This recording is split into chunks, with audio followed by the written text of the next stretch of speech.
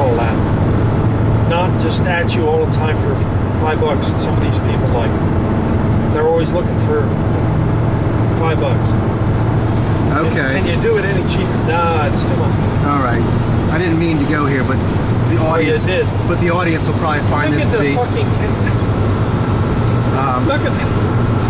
Dude, look at the rear tire. Yes, I see. Holy. All right, never mind. Sorry, I get bored when I yes, travel. he's got too much positive camera. God. Mike used to be in tire and auto. He knows things. I know. That's why Camber and toe in. Yes. And caster.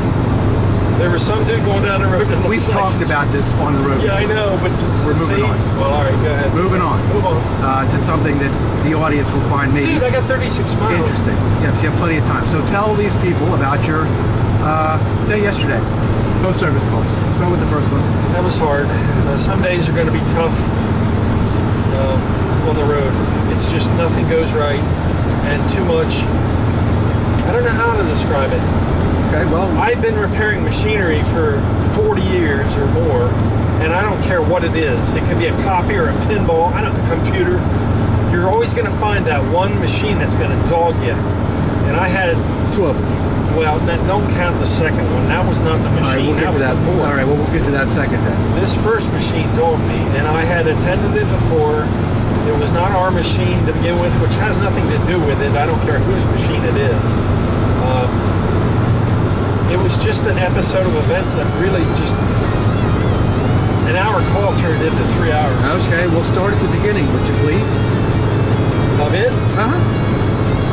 Jesus, you'd have to go the day before when I was there, and I repaired a machine that had been down for so a month from a year ago call, which was unrelated to what was down yesterday, or the day before. So the day before, it was a Data East Guns N' Roses, and it had a down machine. The ball wasn't auto launching. It was there, and the machine came up display, and it wouldn't auto launch. So what you have to investigate is the auto launch coil bad? Is the wire off the coil? Is there something else wrong with the board?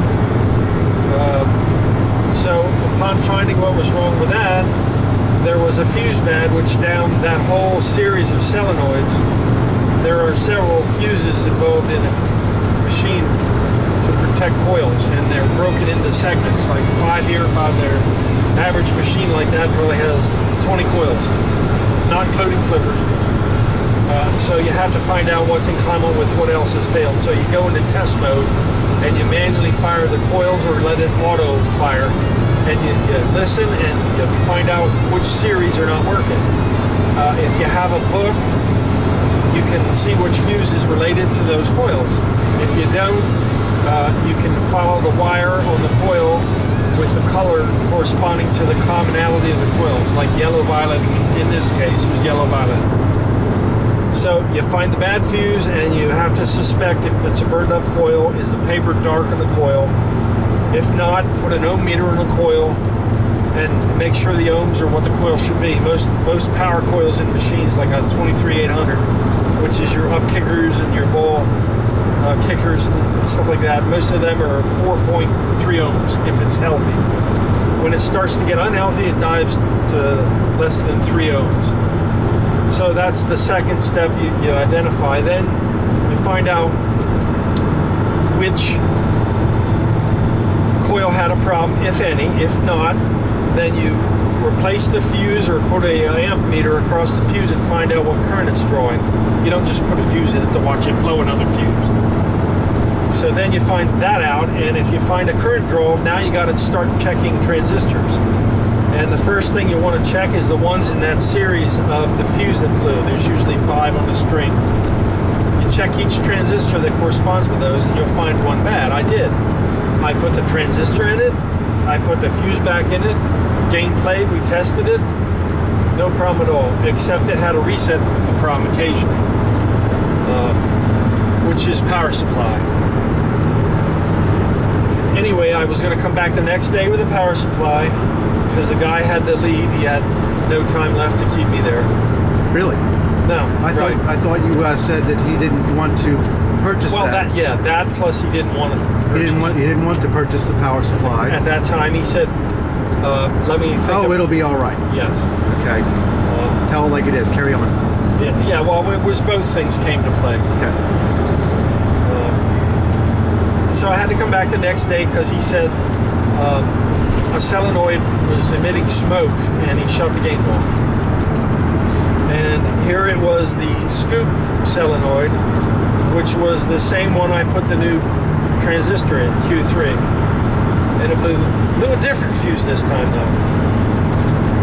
So this time the coil, which appeared good in the beginning, burned up, but I think it was unrelated. I might have had a bad transistor.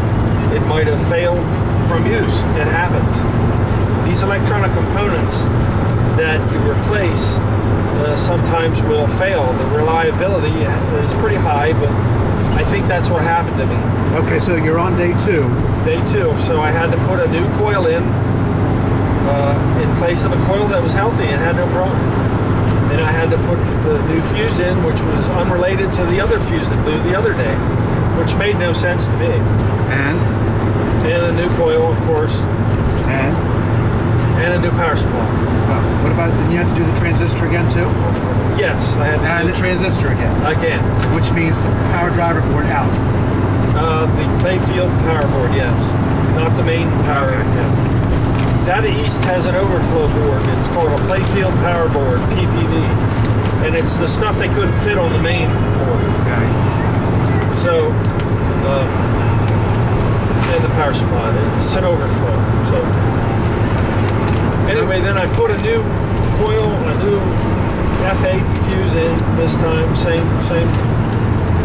same rating, of course, slow blow 4 amp, and a new transistor, and I turn it on and it blows up my fuse again. It left the transistor alone this time. I thought, well, that's interesting, but the scoop doesn't work anymore. But the kicker worked, everything else worked. So I checked my work and I come to find out that my brand new coil had a bad diode on it. So I guess I'm going to have to start checking diodes on the new coils.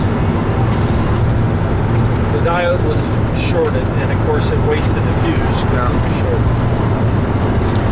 Repaired that, then it worked fine. But all that sounds simple, but it's time consuming because you're second guessing your work, and you're also then second guessing what else you might have missed that you didn't get since it failed again. All right. And the first repair worked. We played quite a few games on it.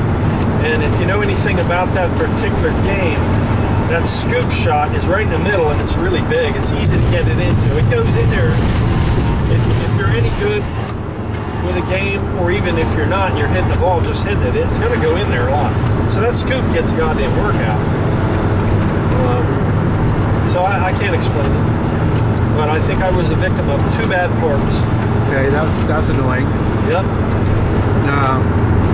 And the power supply didn't correct the reset problem, of course. Okay.